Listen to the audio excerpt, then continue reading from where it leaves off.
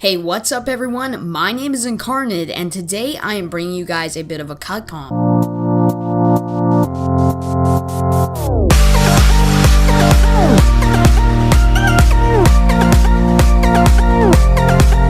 So today I'm going to be talking about Battlefield 1 and Call of Duty Infinite Warfare. Both these games are definitely on a lot of people's wish lists, well, mostly Battlefield 1.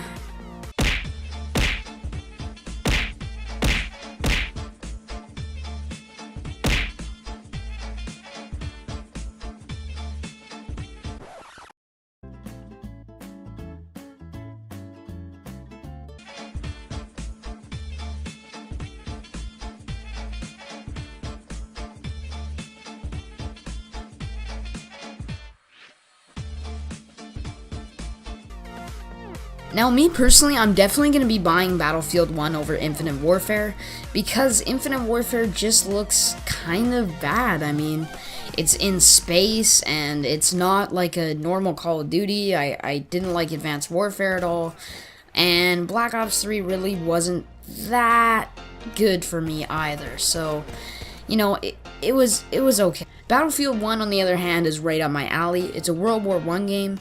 You're actually on the ground moving, running, and there's really tanks and airplanes and just so many different aspects to the game that Call of Duty just doesn't have in really the past few years at all, or ever. Now, I don't totally disagree with what Call of Duty's doing. I mean, the biggest complaint that Call of Duty used to get when it was a lot bigger than Battlefield is that it was just the same old game every year, that they just reskinned it and whatever, but really I kind of disagree with that, to be honest.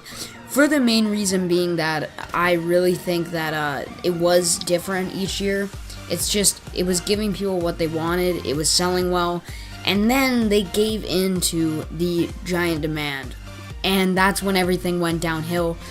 Just because people think they want it doesn't mean it always is what they want. And honestly, I just don't really like what their response was. They hired Sledgehammer Games, they made Advanced Warfare, and that wasn't really the best game ever.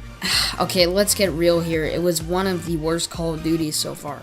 I know there's a lot of you out there that probably do like Advanced Warfare, but I'm sure there's a lot of you that can relate to my opinion on it, which is that I think the exosuits and everything are just not a good idea.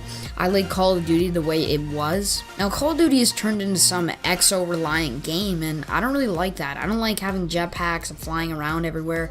Yeah, the idea was cool at first, but now that it's failed, I don't know why they keep pushing the idea.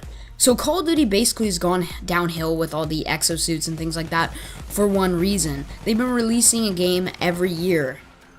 If they would have taken a little more time to work on their games like Battlefield has done, then they could have been still relevant and definitely beating Battlefield at this point.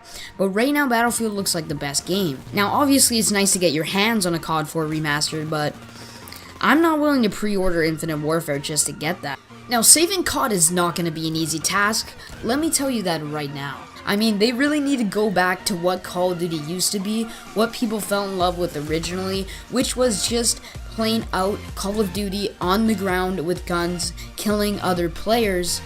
And my gosh, you gotta realize your mistakes here.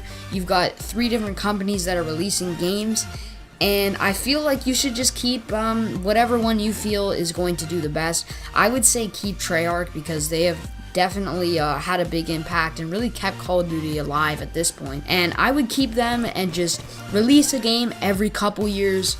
I mean, if you really need to get out games every couple years is good, but I would honestly recommend every few years. And then you'll be able to get better quality games. You won't have as much of a hating audience for the next few years. And honestly, that's my opinion. That's the only way that I think COD can be saved. I hope you enjoyed this cut comp video. If you did, make sure to leave a like and subscribe to the channel if you haven't already. And I will see you guys in the next one. My name is Incarnate. Have a great day, and I'll see you all later.